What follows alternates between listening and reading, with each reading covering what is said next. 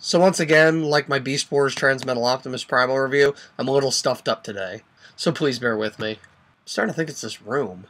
Welcome to the video review of Beast Machine's Supreme Cheetor, a figure which hails from a series so terrible it actually ended the G1 continuity. If I remember correctly, this figure came out in the year 2000, and was that year's Tickle Me Elmo, but was also one of the most notorious shell-formers Transformers ever put out. So here we have Cheetor in Cheetah mode, and the first thing you might notice is that this thing is unbelievably gigantic. I believe the term is Ginormagantuan. I know it's a little weird that I'm starting with scale, but I mean look at this thing, it's freaking huge! I am literally struggling to get this entire thing on camera. Sure, it's big, and that's cool.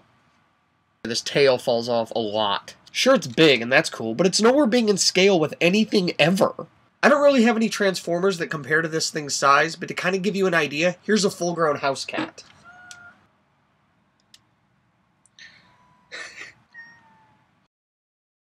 I mean, for crying out loud, Ultra Class Megatron actually fits under it. As far as a beast mode goes, it's relatively convincing, I mean, considering it's a mechanical cheetah. But aside from the fact that it looks not bad as a cheetah, they didn't even bother to transform away his robot mode thumbs. I will give it a cookie for it being the first Cheetor since the original Beast to actually feature spots in its Beast mode. As far as posability in this mode goes, I guess it's fine. It's got forward and back legs. Here goes the tail again. Just go ahead and leave this off. It's got posability you would expect from a four-legged Beast mode. It also has a swinging waist, which is pretty cool. And if it's not bent too far, it can make for some cool poses, I guess. But then it also has waist swivel, which doesn't end up transferring to the robot mode, and in this mode it only serves to turn Cheetor into a paraplegic. In Cheetah mode it has a couple of action gimmicks, one of them being when this lever is pulled, the back flings up like that for some reason, as though it's some sort of cheetah-porcupine hybrid. Also, there's a little wheel back here that causes the head to turn and the mouth to open, but it's so insignificant it's hardly worth the effort.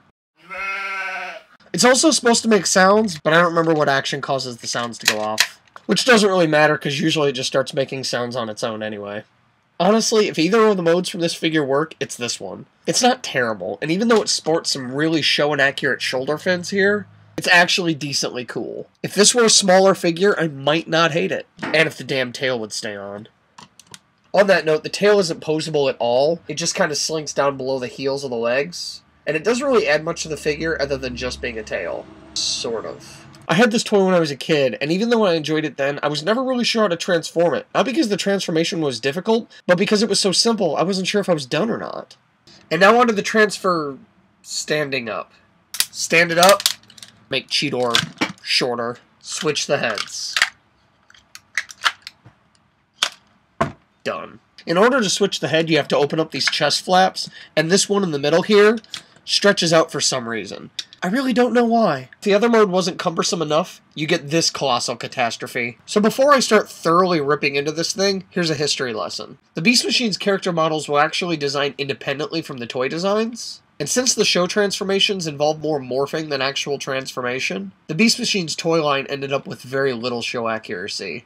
Or in Cheetor's case here, each mode being a blend of both modes from the show. And the funny thing is, this thing is considered to be the most accurate Beast Machine's toy there is. Alright, so let's start from the top. The first thing I gotta point out is that he's got the scary ninja from Hellboy lipless mouth, which does this creepy teeth chatter thing. Kinda gives him that yelling anime look. It's activated by pushing a lever on the back of his head, which opens his mouth and causes his eyes to roll into the back of the head. It also makes his brain twitch. Typically when messing with this figure, one of its many electronic sounds usually goes off on its own, encouraging me to believe that, along with its evil demon eyes, this thing is in fact possessed. So, this figure's huge, and the transformation isn't very involved. So, logically, it should be fairly posable, right? Wrong. It's tall and as thin as the legs were in Beast Mode, which actually looked remotely cool. They get taller for this mode, and his feet end up being so tiny, despite his rubber soles, good luck standing him. He does have some function where the feet seem to get taller, but I can't really figure out why or which mode it's for. And God help him if it's for his robot mode. As far as standing goes, this is about the best you're gonna get, which is not very good. And God forbid you want to try and get him in any pose. And while I have this thing pseudo-standing... Alright, this thing is ridiculously gigantic. I wouldn't mind if it was in scale with any of the other figures, but like all of the Beast Machines figures, it was so horribly out of scale with everything else, even within its own line, 90% of its playability ends up being lost on its size. For crying out loud, this is Leader Prime. He's up to his waist! Ignoring its leg problem, the rest of this figure's potential posability is lost to useless and incomprehensible gimmicks. This arm was meant to shoot bullets, but because of the sound it's supposed to make when firing, it doesn't have any upper arm swivel. And because of the launching mechanism, the elbow is spring-loaded, so you can't get any posability there. And obviously, because of where the bullets are stored, you don't have any wrist movement. The left arm actually has an articulated wrist, but it doesn't do you any good because when you push it down, these fingers shoot out. Which brings up the issue that... Wait, what? Which brings up the issue that neither hand can hold his tail sword weapon. Yeah, that's kind of what you end up with. I don't know about you, but this seems like a really awkward fighting stance. I'm a little tired of Nazi jokes myself, but he strikes that pose on his own. It's a shame that this hand has this stupid gimmick, because this arm actually has elbow and upper arm swivel. Supposedly, this arm has a swinging motion, but I haven't figured out how to make it work. Neither shoulder has a ball joint, they can just kind of swing out like this. And that's about the best you can hope for when it comes to getting these arms away from the body. Especially when you get to this one, where when you do that, the arm just pops off. In all fairness, now it's farther away from the body. They didn't even bother to put the robot head on a ball joint.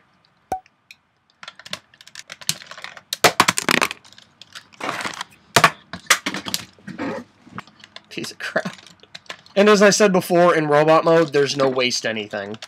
It seems as though Cheetor's only believable fighting stance in this mode is, "Whoa, please don't hurt me, Mr. Viacon!" Despite the fact that this guy constantly had to fight vehicle drones with long-range weapons, all they armed him with was a sword, which was very inaccurate to the show. It reminds me that this looks nothing like Cheetor from the show, which really isn't a mark against him, except for the fact that he's ugly either way. So as far as this atrocity goes, I'll give him a 7 for his beast mode, because it's not that bad, but he definitely gets a 3 for his robot mode, which is awful with posability, design, and anything else that might make this figure good. It's got some cool design aesthetics, but it's just not worth it. And then we come down to the dreaded size, which is going to knock the whole thing down to a 1. If you're looking for a good Cheetor figure, and you find this on eBay, keep moving.